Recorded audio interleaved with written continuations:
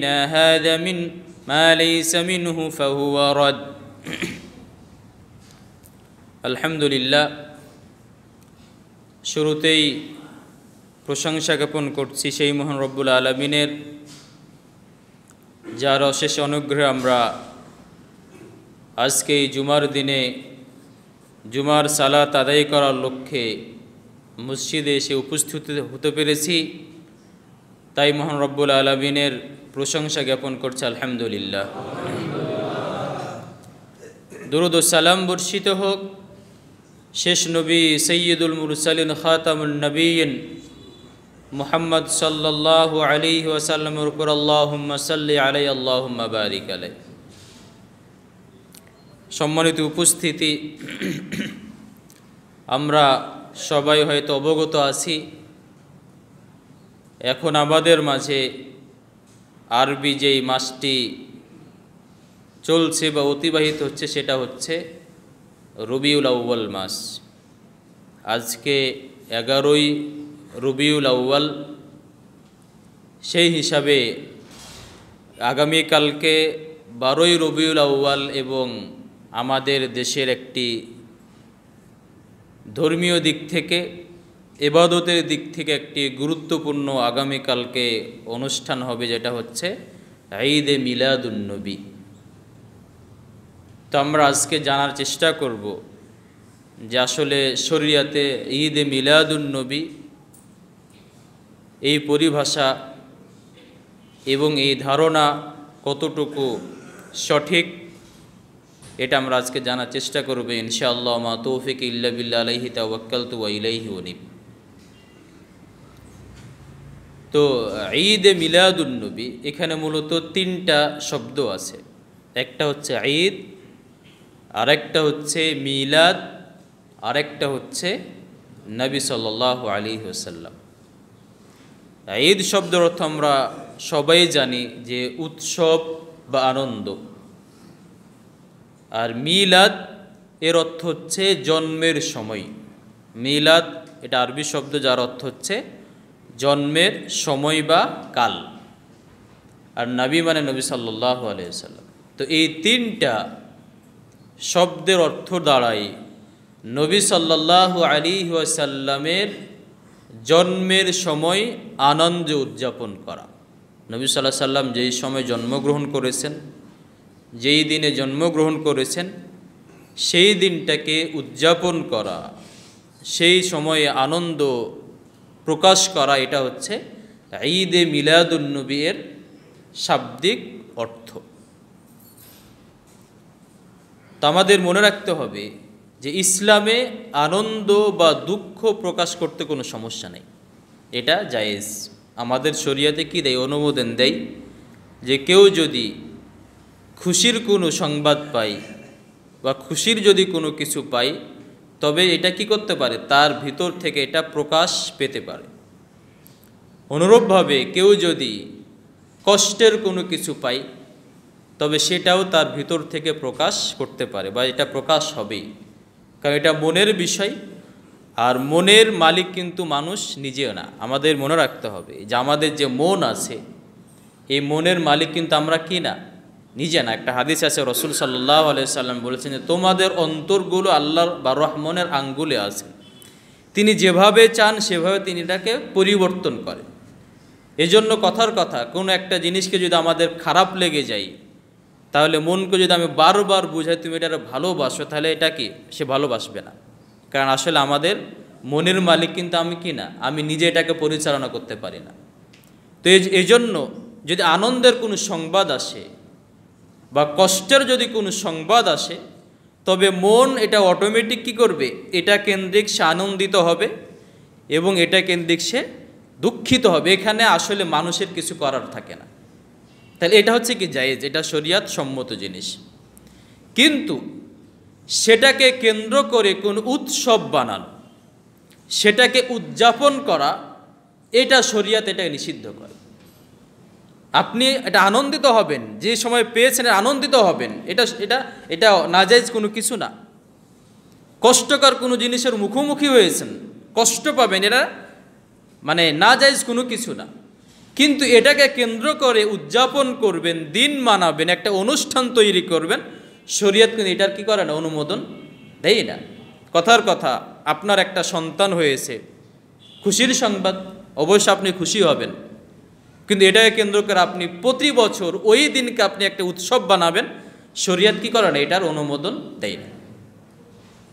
আপনার ধরেন পিতা মারা গেছে, আপনি অবশ্যই কি পাবেন, কষ্ট পাবেন, কিন্তু এই কষ্ট কেন্দ্রিক আপনি একে দিন উদযাপন করবেন প্রতি বছর, এটা শরীয়ত অনুমোদন দেয় না। এটা আমাদের আজকের এটাই মূল কথা। যদি আমি এটা ধরে নিতে পারি তাহলে আলোচনার কি এটা আমাদের মূল কথা এটাই, যে ইসলাম কি করে, আপনি আনন্দিত হতে পারেন, খুশি হতে পারেন, কষ্ট পেতে পারেন, কিন্তু এটাকে কেন্দ্র করে আবার ভিন্নভাবে একটা অনুষ্ঠান তৈরি করা, বানানো, এটা কি অনুমোদন শরীয়ত দেয়।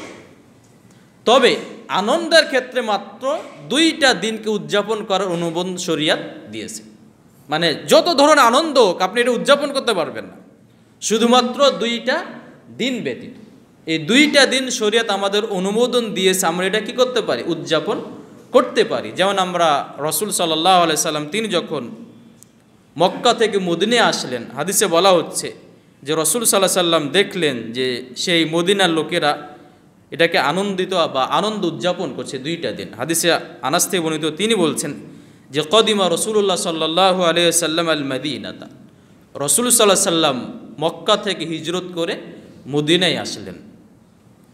ওয়ালাহুম ইয়াউমানি ইয়ালআবুনা ফীহিমা, তো মদিনাবাসীদের 2টা দিন ছিল, যেই 2টা দিনে তারা আনন্দ করত, তারা খুশি উদযাপন করত, এবং ওই দিনে তারা বিভিন্ন ধরনের খেলাধুলা করত। ফাকালা, রাসূল সাল্লাল্লাহু আলাইহি সাল্লাম বললেন যে মা হাদানি আল ইয়াউমান, এই 2টা দিন কিসের দিন, কেন তোমরা এই 2টা দিনকে উদযাপন করো? তখন তারা বলল যে কুন্না নালআবু ফীহিমা ফিল জাহিলিয়া, তো তারা উত্তর দিল যে আমরা জাহিলি যুগ থেকে আমরা এই 2টা দিনকে আনন্দের সাথে আমরা উদযাপন করে আসছি, এটা আমাদের অনেক পুরাতন একটা রীতি বা আমাদের কালচার। তো রাসূল সাল্লাল্লাহু আলাইহি সাল্লাম বললেন যে ইন্নাল্লাহা ক্বাদ আবদালাকুম বিহিমা খায়রাম মিনহুমা, তো রাসূল সাল্লাল্লাহু আলাইহি সাল্লাম তখন মুসলিমদের বললেন যে আল্লাহ তাআলা এই 2টা দিনের তুলনায় তোমাদেরকে আরো উত্তম 2টা দিন দিয়ে দিয়েছেন। সেটা কি ইয়াউমুল আযহা ওয়া ইয়াউমুল ফিতর, সেই 2টা দিন হলো ঈদুল আযহা এবং ঈদুল ফিতর। তাহলে এখানে আমাদের দেখেন একদম সীমাবদ্ধ করে দিয়েছেন যে আল্লাহ তাআলা আগে তোমরা বিভিন্নভাবে হয়তো হারাম উপায়ে তোমরা উদযাপন করতে, হয়তো বিভিন্নভাবে তোমরা উদযাপন করতে, এবং এটা একটা জাহিলি মানে একটা কালচার ছিল, তা আল্লাহ তাআলা তোমাদেরকে জাহিলি যুগ থেকে বের করে এনেছেন। এখন তোমাদেরকে এই যে তোমরা আনন্দিত হতে, আনন্দ উদযাপন করতে, আল্লাহ তাআলা এখান থেকে তোমাদের বঞ্চিত করেননি, এবং আল্লাহ তাআলা তোমাদেরকে এর পরিবর্তে 2টা দিন দিয়ে দিয়েছেন। এই 2টা দিন ওই তোমাদের এই 2টা দিনের থেকে বেশি উত্তম। সেই 2টা দিন হলো একটা হচ্ছে ঈদুল ফিতর এবং ঈদুল আযহা। তাইলে হচ্ছে এই হচ্ছে রাসূল সাল্লাল্লাহু আলাইহি সাল্লাম বলছে আবদালাকুমুল্লাহ, আল্লাহ তাআলা নিজেই এটা তোমাদের পরিবর্তন করে দিয়েছেন। এখন দেখেন আমাদের দিন দেওয়া হলো কয় দিন, 2টা দিন। এখন কেউ যদি এখানে আরেকটা ঈদ উদযাপন করে, আরেকটা ঈদ যদি যুক্ত করে, তাহলে এটাকে আমরা কি বলতে পারি? এবং এটা সাইয়্যিদুল আয়াদ, এটা নাম দেওয়া আছে কি সাইয়্যিদুল আয়াদ, মানে কি যত ধরনের ঈদ আছে সব ঈদের সর্দার হলো এই ঈদে মিলাদুন নবী। তাহলে আমরা যে বলা হয়, আমরা যখন বলি যে আসলে ঈদে মিলাদুন নবী উদযাপন করা ঠিক না, তখন আমাদের বলে গুস্তাখে রসুল বলা হয়, যে আমরা হচ্ছি গুস্তাখে রসুল। তাহলে এখন দেখেন যে আল্লাহ তাআলা এটাকে 2টার একতা, আল্লাহর বিরুদ্ধে এখানে একটা কি করা হচ্ছে, আল্লাহর সিদ্ধান্তকে অমান্য করা হচ্ছে এবং রসুলের সিদ্ধান্তকে অমান্য করা হচ্ছে। কারণ আল্লাহ তাআলা বলছেন যে না, আমি তোমাদের দিন দিলাম মাত্র 2টা, রসুল বলছেন আমি তোমাদের দিন দিলাম মাত্র 2টা। এখন কেউ যদি বলে যে এটা আমি মানলাম না, আমি আরেকটা দিন উদযাপন করছি, আরেকটা দিন আমি বৃদ্ধি করছি, তাহলে এখানে কি হবে? অবশ্যই আল্লাহ এবং তার রসুলের এই কথাকে, আদেশকে অমান্য করা হবে। তাহলে এখান থেকে আমরা বলতে পারি যে আসলে কি না, আমরা বরং রসুল সাল্লাল্লাহু আলাইহি ওয়াসাল্লামের প্রকৃত অনুসারী, আমরা বরং আল্লাহ তাআলার বিধানের প্রকৃত অনুসারী। কারণ আল্লাহ তাআলা আমাদের এই 2টা দিন দিয়েছেন, এবং কেউ যদি এখানে বৃদ্ধি করে তবে কি হবে? সে আল্লাহ এবং তার রসুলের আদেশকে অমান্য করে যেন বলতে চাচ্ছে যে আমাদের আর একটা দিন দেওয়া উচিত ছিল, আপনি সেই দিনটা দিন। অতএব ইসলাম হচ্ছে, তাহলে এখান থেকে আমরা আরেকটা জিনিস বুঝলাম যে কোনো যদি দিনকে উদযাপন করতে হয়, কোনো যদি দিনকে আনন্দ মানে গ্রহণ করার একটা মাধ্যম করতে হয়, তবে সেটার অনুমোদন শরীয়তের পক্ষ থেকেই হতে হবে। তাহলে আমরা এখানে পেলাম যে দুইটা দিন মাত্র কি করা যায়, আনন্দ হিসাবে উদযাপন করা জায়েজ আছে, এর বাইরে ইসলাম বা শরীয়ত অন্য কোনো দিন রাখেনি। এরপর আসেন কষ্টের ক্ষেত্রে। কষ্টের ক্ষেত্রে আলাদাভাবে কি নাই, কোনো দিন উদযাপনের বিধান শরীয়তে নাই। ঈদের ক্ষেত্রে আমরা কি 2 দিন পেয়েছি, কিন্তু কষ্টের ক্ষেত্রে কি নেই, এমন কোনো বিধান শরীয়তে নাই। এর প্রমাণ হচ্ছে যেমন উম্মে আতিয়া রাদিয়াল্লাহু তাআলা আনহা বর্ণিত, তিনি বলছেন যে কুন্না নুনহা আন নুহিদ্দা আলা মাইয়িতিন ফাওকা সালাসিন, আমাদেরকে নিষেধ করা হতো। অন্য বর্ণনে আছে রাসূল সাল্লাল্লাহু আলাইহি ওয়াসাল্লাম বলেছেন, যে ব্যক্তি আল্লাহ এবং পরকালের প্রতি বিশ্বাস রাখে সে যেন 3 দিনের ওপরে শোক পালন না করে। তিনি বলছেন যে ইল্লালা জাউজিন, তবে যদি কারো স্ত্রীর যদি স্বামী মারা যায় তবে সে পালন করবে 4 মাস 10 দিন। তাহলে এখানে একজন মহিলা, এটা আবার ঘুরে ফিরে আসবে না। ঈদ যেন প্রতি বছর আছে, এটা কিন্তু আবার এই দুঃখ কিন্তু কি আসবে না, প্রতি বছর আসবে না। যেই দিন মারা গেছে সেই দিন থেকে নিয়ে সর্বোচ্চ কত দিন, 4 মাস 10 দিন। এর বাইরে অন্য যদি কোনো দুঃখের দিন বানাই, কষ্টের দিন বানাই, শোকের দিন বানাই, মাতমের দিন বানাই, তবে সেটাও কি হয়ে যাবে, শরীয়তের দৃষ্টিকোণ থেকে নিষিদ্ধ। কারণ আল্লাহ সর্বোচ্চ আমাদের অনুমোদন স্ত্রীর ক্ষেত্রে দেওয়া হয়েছে যে সে মৃত্যুর পর থেকে নিয়ে 4 মাস 10 দিন, এবং অন্যান্য সাধারণ মানুষের ক্ষেত্রে মৃত্যু কেন্দ্রিক সর্বোচ্চ 3 দিন। এটা আবার কি আসবেন, এই যে আমাদের ধরেন 10ই মুহররম বারবার আমাদের সামনে প্রতি বছর আমাদের উদযাপন করা হয়, তাহলে এটা কি হবে, এমন শরীয়তের বিধান কিন্তু শরীয়ত আমাদেরকে দেয় নেই। তাহলে আমরা এখানে সংক্ষেপে বললাম যে আমাদের আনন্দ উদযাপনের দিন হচ্ছে মাত্র 2 দিন, আর শোক পালনের দিন বা উদযাপন কোন শরীয়তে নেই, এটার অনুমোদন শরীয়ত দেয়নি। এখন এই যে আমরা ঈদে মিলাদুন নবী আমরা পালন করব, এখন আমাদের প্রথমে যে প্রশ্নটা খুব স্বাভাবিকভাবে চলে আসে যে এই যে ঈদে মিলাদুন নবী, এটা কি কোনো 3 প্রজন্ম পালন করেছেন, এটা কি 3 প্রজন্ম পালন করেছিল কিনা? আর 3 প্রজন্ম বলতে বোঝায় সাহাবী এবং তাবিঈ এবং তাবা তাবি। যেমন রাসূল সাল্লাল্লাহু আলাইহি সাল্লামকে আবু হুরায়রা থেকে বর্ণিত, তিনি বলছেন যে সুইলা রাসূলুল্লাহ সাল্লাল্লাহু আলাইহি সাল্লাম আইয়ুন নাস খায়র, রাসূল সাল্লাল্লাহু আলাইহি সাল্লামকে জিজ্ঞেস করা হলো যে পৃথিবীর ভিতরে যত মানুষ এসেছে তাদের মধ্যে সবথেকে উত্তম মানুষ কারা? তিনি বললেন যে আনা ওয়াল্লাযী মাই, আমি এবং আমার সাথে যারা আছে তারা। তিনি বললেন আমি এবং আমার সাথে যারা আছে তারা। এখানে একটা শব্দ মাই শব্দ, মা বলতে বোঝায় সাথে থাকা। মা বলতে কি বোঝায়, মাই মানে আমার সাথে কি আছে, এই পোশাকটা যেটাকে মাই বলা হয়, সাথে। এখানে শব্দটার বিশ্লেষণ, এবং কোরআনে কিন্তু মুহাম্মাদুন রাসূলুল্লাহ ওয়াল্লাযীনা মাআহু, মুহাম্মদ এবং তার সাথে যারা থাকে।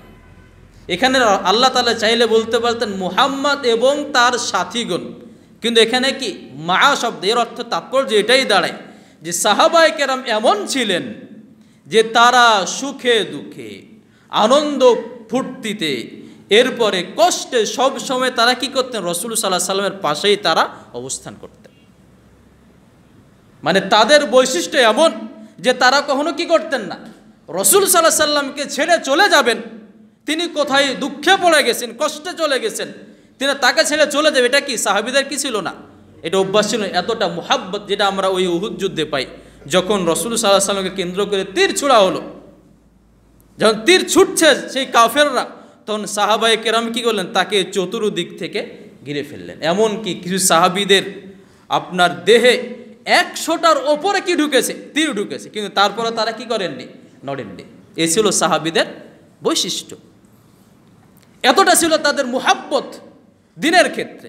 এমনকি আমরা যারা বলতে পারি যে আমাদের মুহাব্বত হয় কোথাও টাকা পয়সার সাথে হয়, হয়তো স্ত্রীর সাথে হয়, বাচ্চার সাথে হয়, অথবা দুনিয়াবি কোনো কিছুর সাথে হয়, কিন্তু আল্লাহ তাআলা সাহাবায়ে কেরাম সম্পর্কে বলছেন যে ওয়ালাকিন্নাল্লাহ হাব্বাবা ইলাইকুমুল ঈমান, এরা তো তারাই, এরা সেই প্রজন্ম যাদের অন্য কিছুর সাথে মুহাব্বত নাই, এদের একমাত্র মুহাব্বত হচ্ছে ঈমানের সাথে। এরা কিছুই ভালোবাসে না, এদের কাছে গোটা পৃথিবী একেবারে জিরো, এদের ঈমানের সামনে কোনো কিছুই আসে না, বরং এদের একমাত্র মুহাব্বত, একমাত্র ভালোবাসা, একমাত্র প্রিয় জিনিস হচ্ছে ঈমান।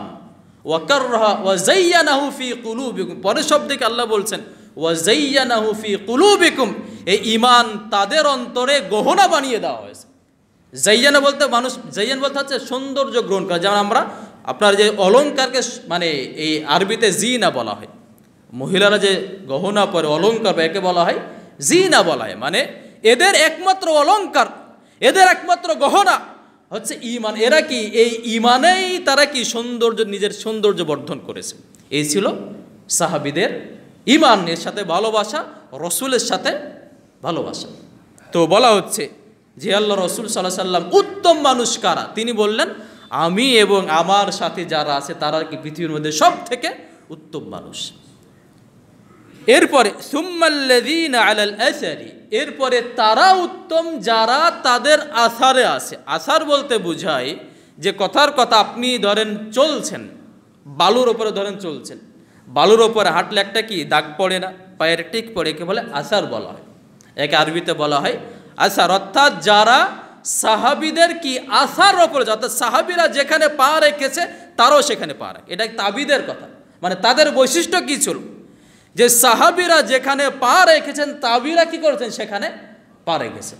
মানে সাহাবায়ে কেরাম যেভাবে দিন পালন করেছেন, তাবিয়ে কেরাম সেভাবে কি করেছেন, দিন পালন করেছে। এরপরে বলছেন যে সুম্মাল্লাযীনা আলাল আসার, এরপরে তৃতীয় প্রজন্ম তারা যারা কি তাদের পায়ের ওপরে পা রেখেছে। এখান থেকে একটা জিনিস খুব স্পষ্ট হয়ে যায় যে সাহাবায়ে কেরাম, তাবিয়ে কেরাম কি তাবা তাবিয়ে কেরাম এমন ছিলেন যে তাদের মাঝে দিনে আসলে কি ঢোকেনি, কোনো ধরনের বিকৃতি ঢোকেনি। তারা সেই দিনটাই পালন করেছেন যেই দিনটা সাহাবায়ে কেরাম পালন করেছেন। সাহাবীরা সেই দিন পালন করেছেন যেই দিনটা আল্লাহ রাসূল সাল্লাল্লাহু আলাইহি সাল্লাম তাদেরকে দিয়েছেন। এরপরে সুম্মা কান্নাহু রাফাদা মান বাকিয়া, এরপরে মানে আবু হুরায়রা বলছেন যে রাসূল সাল্লাল্লাহু আলাইহি সাল্লাম রিজেক্ট করে দিলেন। রফাদা বলতে বোঝায় রিজেক্ট, বাতিল করে দেওয়া। এরপর হচ্ছে তিনি বাতিল করে দিলেন তাদের পরের প্রজন্মকে, মানে তিনি রাখলেন কাদেরকে, সাহাবীদেরকে রাখলেন, তাবিদেরকে রাখলেন কি তাবা তাবিদের রেখে পরের প্রজন্মকে তিনি কি করে দিলেন, বাদ করে দিলেন। এদেরকে তিনি একদম রিজেক্ট করে দিয়েছেন। তাহলে এই যে এটাই আমরা বলি যে আমাদের সালাফ, আমরা বলি সালাফ, সালাফ বলতে কাদের বোঝাই, এই তিন প্রজন্ম। আমরা বলি যে আমাদের দিন বুঝতে হবে কার মাধ্যমে, সালাফদের বুঝার অনুযায়ী, কারণ তাদের ভিতরে দিন কখনো কি হয় নাই, বিকৃত হয় নাই। তো এই যে সুম্মা রফাদা, তিনি কি করলেন, রিজেক্ট করে দিলেন। এখন দেখেন এই যে আমাদের ভিতরে যত ধরনের বিদআত বলেন, এই যে তাহলে এখান থেকে আমরা বুঝতে পারি যে যদি কোনো একটা জিনিস তিন প্রজন্মের ভিতরে না থাকে তাহলে এটা কি হয়ে যাবে, রিজেক্ট হয়ে যাবে, শরীয়তে এটা কি হয়ে যাবে, বাতিল হয়ে যাবে। দেখুন এই যে আমাদের যতগুলো বিদআত আছে, এই যে রবিউল আউয়াল বলেন, এরপরে যে আশুরায়ে মুহররম বলেন, সবগুলোর ইতিহাস দেখবেন যে এদের তিন প্রজন্মে কোনো কি ছিল না, অস্তিত্ব ছিল না। এটা একটা মুআজিজা, রাসূল সাল্লাল্লাহু আলাইহি ওয়াসাল্লাম একটা মুআজিজা আমরা বলতে পারি। যেমন আমরা বলতে পারি যে ঈদে মিলাদুন নবী ইতিহাস আমরা যদি দেখি, তবে খুব মানে আমাদের খুব অবাক হতে হয় যে তিন প্রজন্ম যখন শেষ হলো, অর্থাৎ তিন প্রজন্ম বলতে বোঝায় যে 220 থেকে নিয়ে 240 হিজরি, মানে তাবা তাবিদের একদম শেষ ছিল কত, 240 থেকে 220 থেকে নিয়ে 240 হিজরিতে এই তিন প্রজন্ম শেষ হয়ে যায়। এরপরে ওই যে রাসূল সাল্লাল্লাহু আলাইহি ওয়াসাল্লাম যেই প্রজন্মকে রিজেক্ট করে দিয়েছেন, এই প্রজন্মের আবির্ভাব বা এই প্রজন্ম শুরু হয়।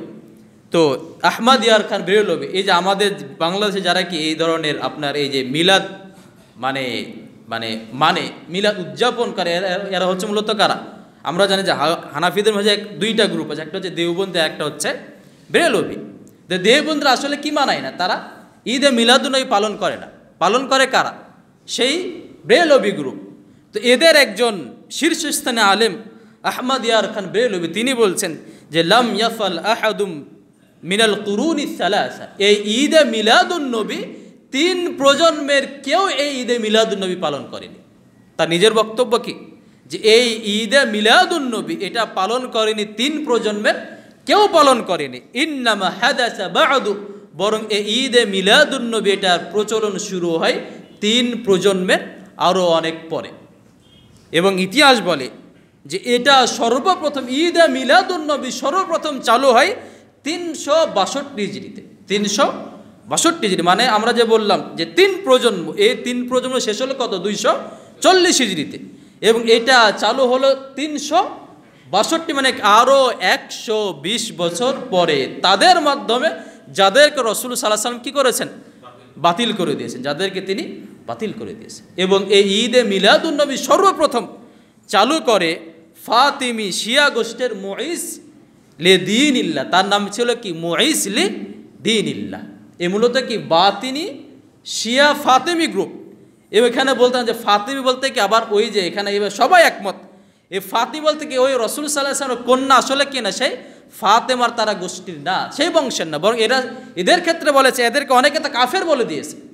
এটা এমন একটা দল ছিল যারা শিয়া ছিলই, এদেরকে বাতিনি বলে, কারণ এরা ভিতরে ভিতরে কি করতো, কুফরি তারা আকীদা লালন করতো। এই যে যারা শিয়া বা বাতিনি, যাদেরকে কাফেরও বলা হচ্ছে, মূলত তাদের মাধ্যমে যে মুঈজ লে দীনিল্লাহ তিনি সর্বপ্রথম 362 হিজরিতে তিনি এই মিলাদ চালু করেন। এবং এই মিলাদটা শুধুমাত্র আবার নবী সাল্লাল্লাহু আলাইহি সাল্লামের মিলাদ ছিল না, বরং এখানে 6টা সে মিলাদ চালু করেন।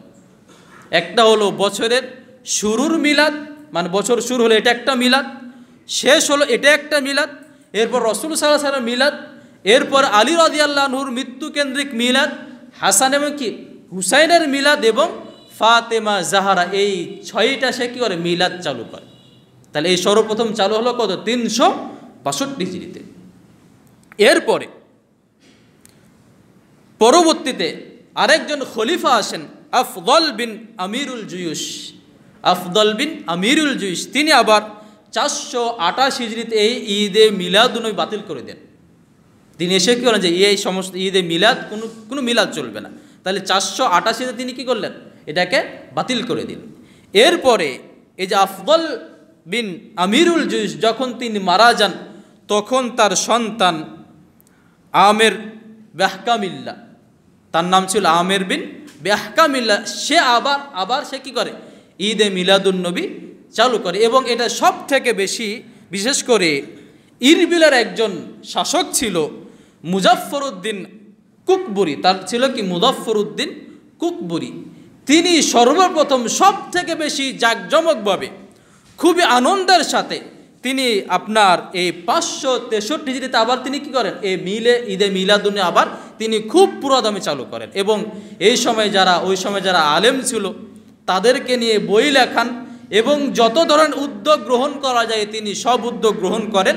এবং এই যে আপনার 563 হিজরির পর থেকে ঈদে মিলাদুন্নবী খুব জোরালোভাবে কি হয়ে যায়, চালু হয়ে যায়। তার এই ছিল মোটামুটি কি ঈদে মিলাদুন্নবী চালু হওয়ার একটা উৎস বা আমার উৎপত্তি বলতে পারি। তাইলে এটা চালু হলো কখন, 3 প্রজন্মের আরও পরে, যাদেরকে রাসূল সাল্লাল্লাহু আলাইহি ওয়াসাল্লাম বাতিল করে দিয়েছেন। এখন এখানে আমাদের যেই বিষয়টা আমাদের জানা জরুরি সেটা হলো যে এই যে আমরা ঈদে মিলাদুন্নবী পালন করছি রাসূল সাল্লাল্লাহু আলাইহি ওয়াসাল্লামের জন্মদিনকে কেন্দ্র করে, আসলে কি রাসূল সাল্লাল্লাহু আলাইহি ওয়াসাল্লাম এই 12ই রবিউল আউয়াল তিনি জন্মগ্রহণ করেছেন? এটা একটা বড় প্রশ্ন। কারণ আমি যার জন্মদিন উপলক্ষে ঈদ পালন করছি, আসলে কি তিনি এই 12 তারিখে জন্মগ্রহণ করেছেন? এখানে আমাদের মনে রাখতে হবে যে রাসূল সাল্লাল্লাহু আলাইহি ওয়াসাল্লামের জন্মের ব্যাপারে সহিহ হাদিসে এটা প্রমাণিত, সেটা হচ্ছে তিনি সোমবারের দিন কি করেন, জন্মগ্রহণ করেন এবং সোমবারের দিন তিনি আবার মৃত্যুবরণ করেন। মানে প্রমাণিত হচ্ছে কোনটা, সর্বোচ্চ সহিহ হাদিস দ্বারা প্রমাণিত রাসূল সাল্লাল্লাহু আলাইহি ওয়াসাল্লাম সোমবারের দিন জন্মগ্রহণ করেন। এবং কোন বছর তিনি জন্মগ্রহণ করে, এবার একটা দুর্বল হাদিস পাওয়া যায় যে রাসূল সাল্লাল্লাহু আলাইহি ওয়াসাল্লাম ওই যে ফিলের বছর, আমুল ফিল, সূরা ফিল, যে হস্তি বাহিনী যাদেরকে ধ্বংস করে দেওয়া হয়, সেই বছর তিনি জন্মগ্রহণ করেন। তাহলে আমরা দিনের ব্যাপারে কি পাচ্ছি, সর্বোচ্চ আমরা সহিহ হাদিসে পাচ্ছি সোমবারের দিন। আর আমরা হচ্ছি জন্মের যে বছর, এটা আমরা সর্বোচ্চ একটা দুর্বল হাদিসে পাচ্ছি, এটা ছিল আমুল ফিল বা হস্তি বাহিনীর বছর। এটাকেও আমরা সর্বোচ্চ পাই হাদিস দ্বারা। তবে এক্ষেত্রে সবাই একমত যে রাসূল সাল্লাল্লাহু আলাইহি সাল্লাম 12ই রবিউল আউয়াল মৃত্যুবরণ করেন, এটা নিয়ে কোনো ইখতিলাফ নেই, কোনো দ্বিমত নেই। এবার সবাই একমত যে রাসূল সাল্লাল্লাহু আলাইহি সাল্লাম 12ই রবিউল আউয়াল তিনি কি করেছেন, মৃত্যুবরণ করেছেন, এটা নিয়ে কি নাই, কোনো দ্বিমত নেই। এখন তার জন্মদিন কবে, এটা নিয়ে অসংখ্য মত আছে, মানে কমপক্ষে কি 20 থেকে 30টা মত আছে রাসূল সাল্লাল্লাহু আলাইহি সাল্লাম কোন দিন জন্মগ্রহণ করেন। যেমন কিছু মত আছে তিনি 12ই রবিউল আউয়াল জন্মগ্রহণ করেন, কিছু মত আছে তিনি 9 রবিউল আউয়াল জন্মগ্রহণ করেন। এবং মিশরের একজন জ্যোতির্বিদ তিনি বিভিন্ন জ্যোতির্বিদ্যার আলোকে তিনি বিশ্লেষণ করেছেন, এবং বিশ্লেষণ করে তিনি অনেক বড় একটা প্রবন্ধ লিখে তিনি প্রমাণ করেছেন যে আসলে রাসূল সাল্লাল্লাহু আলাইহি সাল্লামের জন্ম হবে কতই, 9 রবিউল আউয়াল। এবং এটা অধিকাংশের মত যে রাসূল সাল্লাল্লাহু আলাইহি সাল্লাম জন্মগ্রহণ করেছেন 9 রবিউল আউয়াল, এবং অনেকে বলেছেন তিনি জন্মগ্রহণ করেছেন 8 রবিউল আউয়াল। এবং মজার ব্যাপার হচ্ছে যে আমরা বললাম ব্রেলভি গ্রুপ, এরা মূলত এদের ইমাম হচ্ছে কে, আহমদ রিজা খান ব্রেলভি, মানে যেমন আবু হানিফা আমরা বলি হানাফি মাযহাবের ইমাম, তো এই যে ব্রেলভি যে গ্রুপ এদের ইমাম হচ্ছে কে, আহমদ রিজা খান ব্রেলভি। তিনি নিজে বলেছেন যে অধিকাংশ আলেমের মত হচ্ছে যে রাসূল সাল্লাল্লাহু আলাইহি সাল্লাম জন্মগ্রহণ করেন 8 রবিউল আউয়াল। এবং আরেকটা মত হচ্ছে রাসূল সাল্লাল্লাহু আলাইহি সাল্লাম জন্মগ্রহণ করেন রমজান মাসে। কারণ হচ্ছে যে রাসূল সাল্লাল্লাহু আলাইহি সাল্লামকে নবুয়ত দেওয়া হয় 40 বছর বয়সে রমজান মাসে, তার মানে তিনি জন্মগ্রহণ করেছেন রমজান মাসে। আবার কেউ বলেছেন তিনি জন্মগ্রহণ করেছেন রজব মাসে। তো যেটা আমরা বললাম যে 12ই রবিউল আউয়াল, এই মতটাকে খুবই দুর্বল, এবং এই মতের পক্ষে খুবই কম আলেম রয়েছে। বরং যেটা আমরা বললাম বেশিরভাগ আলেম রয়েছে কোন দিকে, 9 রবিউল আউয়াল। তাহলে এই যে আমাদের এখানে দিনটাই ফিক্সড না, এবং দিন এটা আরেকটা জিনিস বুঝার আছে যে এতগুলো ইখতিলাফ কেন হয়েছে। আমাদের নামাজ নিয়ে কোনো ইখতিলাফ, মানে মত ভিন্নতা নেই, 5 ওয়াক্ত নামাজ কোনো মত ভিন্নতা নেই, রমজান মাসে রোজা রাখতে কোনো মত বিরোধ নেই, আপনার হজ ফরজ কোনো মত বিরোধ নেই। কারণটা কি, কারণ যেগুলো ইবাদত হিসাবে পালন হয়ে আসছে আসলে সেগুলো নিয়ে কোনো ধরনের কি নেই, ইবাদত, ওই ইবাদত নিয়ে কোনো মত ভিন্নতা নেই। মত ভিন্নতা ওই বিষয়ে হয়েছে যেগুলো আসলে কি আগে থেকে কি ছিল না, ইবাদত হিসাবে পরিগণিত হতো না, যেগুলো ইবাদত হিসাবে পালন করা হতো না। এখন এই যে দেখেন যে যেই দিন একেবারে নিশ্চিত রাসূল সাল্লাল্লাহু আলাইহি সাল্লাম মারা গিয়েছেন, এই দুনিয়া ত্যাগ করেছেন, এই দিনটাকে আমরা কিভাবে ঈদ হিসাবে পালন করতে পারি। সেই দিনটা কেমন ছিল সাহাবীদের কাছে, আমরা একটু ইতিহাসের দিকে তাকালে খুব অবাক হতে হয়। বিশেষ করে রাসূল সাল্লাল্লাহু আলাইহি সাল্লাম যখন তিনি মৃত্যু শয্যায় শায়িত আছেন, তিনি বারবার বেহুশ হয়ে যাচ্ছেন, মৃত্যুর যন্ত্রণার কারণে তিনি বারবার বেহুশ হয়ে যাচ্ছেন। এবং বলছে ইয়া কারবাল মাউত, তিনি বলছে হাই মৃত্যুর কষ্ট, হাই মৃত্যুর কষ্ট। তিনি বারবার পাশে আপনার একটা পাত্রে পানি রাখা আছে, তিনি বারবার সেই পানি নিচ্ছেন মৃত্যুর যন্ত্রণায়, তিনি পানি নিচ্ছেন, বারবার তিনি মুখে মাখতেছেন, মুখে মুছতেছেন, বলছেন হাই মৃত্যুর যন্ত্রণা, হাই মৃত্যুর যন্ত্রণা। তিনি বারবার বেহুশ হয়ে যাচ্ছেন। এরপরে এই অবস্থা ফাতেমা দেয় বলছেন যে আমার পিতার মৃত্যুর কষ্ট। তিনি তার বলছেন ইয়া কারবা মাউতে আবি, হে আমার পিতার মৃত্যুর কষ্ট। এই অবস্থা দেখে রাসূল সাল্লাল্লাহু আলাইহি সাল্লাম, তিনিও তার স্নেহের কন্যা, সব থেকে ভালোবাসতেন, তিনি ফাতেমাকে সান্ত্বনা দিয়ে বলছেন ফাতেমা, আজকের পরে তোমার পিতার কোনোদিন কষ্টে পড়বে না, আজকের পরে তোমার পিতার আর কোনো কষ্ট হবে না, এটা তোমার পিতার সর্বশেষ কষ্টের দিন, অতএব তুমি একটু শান্ত হও। এরপরে যখন রাসূল সাল্লাল্লাহু আলাইহি সাল্লামের দাফন হয়ে গেল, ফাতেমা আনাসকে বলছেন আনাস কাইফা তাবাত আনফুসুকুম আন তাহসু আলাইহি তুরাব, আনাস তোমরা কিভাবে পারলে আমার পিতার দেহের উপরে তোমরা মাটি চাপা কিভাবে দিতে পারলে, কিভাবে সম্ভব হলো, কিভাবে পারলে তোমরা আমার পিতাকে মাটির নিচে পুঁতে দিলে, রেখে দিলে, এটা তোমাদের পক্ষে কিভাবে সম্ভব হলো, কিভাবে পারলে। এ আনাস কাইফা তাবাত আনফুসুকুম আন তাহসু আলাইহি তুরাব, কিভাবে সম্ভব হলো তোমরা আমার পিতার কবরের উপরে, জিহের উপরে মাটি চাপিয়ে দিলে, এটা পারলে কিভাবে। এরপরে উমর রাদিয়াল্লাহু তাআলা আনহু, আমরা সবাই জানি যে তিনি কোনো ভয় ছিল না তার অন্তরে, হাজারো বিপদে তিনি কখনো একটুকু তিনি দুমড়ে পড়েননি, তিনি বিচলিত হননি। সেই দিন উমরের কি অবস্থা, যখন তিনি কাল্লামান নাস, হাদিসে বলা হচ্ছে তিনি মানে একদম হুঁশহারা হয়ে গেছে, হুঁশ নাই, তার ভিতরে হুঁশ চলে গেছে। তিনি একদম সাহাবায়ে কেরাম সব একদম বলা হচ্ছে, হাদিসে বলা হচ্ছে যে একদম পাখি যেভাবে একটা যেমন আঘাতপ্রাপ্ত পাখি যেমন একদম মানে জমিনের ওপর খুব মানে দুমড়ে মুচড়ে পড়ে থাকে, সাহাবে একরাম ঠিক সেভাবে তারা একদম বসে আছেন, কেউ কারোর সামনে কথা বলার সেই অনুভূতিও নেই। এই সময় উমার তিনি বক্তব্য দিচ্ছেন, এই শুনে রেখো, কেউ যদি বলে মুহাম্মদ মারা গেছে, আমি তাকে এই দুনিয়াতেই রাখবো না। এ কথা বলতেই পারবে না তোমরা যে মুহাম্মদ কি গেছে, মারা গেছে। উমার একদম বেহুশ হয়ে গেছেন, মানে একদম তার হুঁশ নাই যে তিনি কি বলছেন তিনি নিজেও জানেন না। সেই দিন আবু বকর রাদিয়াল্লাহু আনহু তিনি বাইরে ছিলেন, তিনি এসে দেখলেন যে উমারের এই অবস্থা। তিনি বক্তব্য দিচ্ছেন যে কেউ যদি বলে মুহাম্মদ মারা গেছে, এই কথা যদি কারো মুখ দিয়ে বের হয়, আমি একদম তার তরবারি দিয়ে তার মাথা একদম আঘাত করে উড়িয়ে দিব, তার দেহ আর মাথায় থাকবে না। এরপর যখন আবু বকর দেখলেন এই অবস্থা, তিনি সাইডে গেলেন, তিনি বক্তব্য শুরু করলেন। বলেছে ওয়া তারাকাহুন নাস, যখন আবু বকর যখন বক্তব্য শুরু করলেন, তখন মানুষ আর উমারকে ছেড়ে সব চলে গেল আবু বকরের কাছে। তিনি বললেন যে ওয়ালাম মান কানা ইয়াবুদু মুহাম্মাদান ফাইন্না মুহাম্মাদান ক্বাদ মাত। তিনি বললেন শুনে রেখো, কেউ যদি মুহাম্মাদের ইবাদত করে থাকো, যদি মুহাম্মাদের যদি তোমরা কে ইবাদত করে থাকো, শুনে রেখো যে ফাইন্না মুহাম্মাদান ক্বাদ মাত, মুহাম্মদ মারা গেছেন। ওমান কানা ইয়াবুদুল্লাহ ফাইন্নাল্লাহা লা ইয়ামুত, আর কেউ যদি আল্লাহর ইবাদত করে তবে শুনে রেখো যে আল্লাহ চিরঞ্জীব, তিনি কখনো মারা যাবেন না। এরপরে তিনি তেলাওয়াত করলেন যে অকদ খালাতিল ওমা মুহাম্মাদুন ইল্লা রসুল, মুহাম্মদ একজন রসুল ছাড়া কিছু না। এরপরে তিনি যে বললেন তোমার পূর্বে অনেক নবী কি গেছেন, মারা গেছেন, তুমিও মারা যাবে। উমর বলছেন যে বর্ণনা যখন আবু বকর এই আয়াতটা তেলাওয়াত করলেন, তখন সকল মানুষ এই আয়াতটা তেলাওয়াত করতে শুরু করলেন।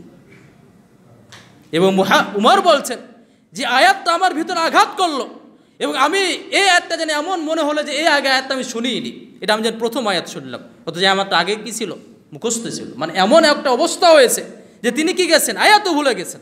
এমন চিন্তায় তিনি চিন্তিত হয়ে পড়েছেন যে কীভাবে সম্ভব যে মুহাম্মদ সাল্লাল্লাহু আলাইহি ওয়াসাল্লাম আমাদের ভিতর থেকে চলে যাবে। তো এরপরে উমর তিনি শান্ত হলেন এবং তিনি বুঝতে পারলেন যে না, আমার এখানে ভুল হচ্ছে। এখান থেকে আবু বকরকে একটা ফজিলতে ফুটে ওঠে, এই যে নেতা কীভাবে একটা পরিবেশকে শান্ত করতে হয়, কীভাবে একটা উত্তেজিত পরিবেশকে নিয়ন্ত্রণে আনতে হয়, এই শিক্ষা আমরা কার মধ্য থেকে পাই, আবু বকরের মধ্য থেকে পাই। তিনি একটা আয়াত দিয়ে কী করলেন, পরিবেশ সম্পূর্ণ তিনি চেঞ্জ করে ফেললেন। তো এই একটা দিন, যেই দিন পৃথিবীর ইতিহাস আমরা বলতে সব থেকে আমাদের জন্য করুণার দিন, এই দিন তোমরা কীভাবে আনন্দ উদযাপন করতে পারো, কীভাবে, যেইটা দিন প্রমাণিত না যে আসলে এই দিন রাসূল সাল্লাল্লাহু আলাইহি ওয়াসাল্লাম জন্মগ্রহণ করেছেন, প্রমাণিত দিন না, স্পষ্ট না, তোমরা এমন একটা স্পষ্ট অস্পষ্ট জিনিস নিয়ে তোমরা কী হবে, যেই দিন গোটা উম্মাকে তিনি ছেড়ে চলে গেলেন, যেই দিন ফাতেমা কাঁদছেন, তিনি কি করবেন খুঁজে পাচ্ছে না।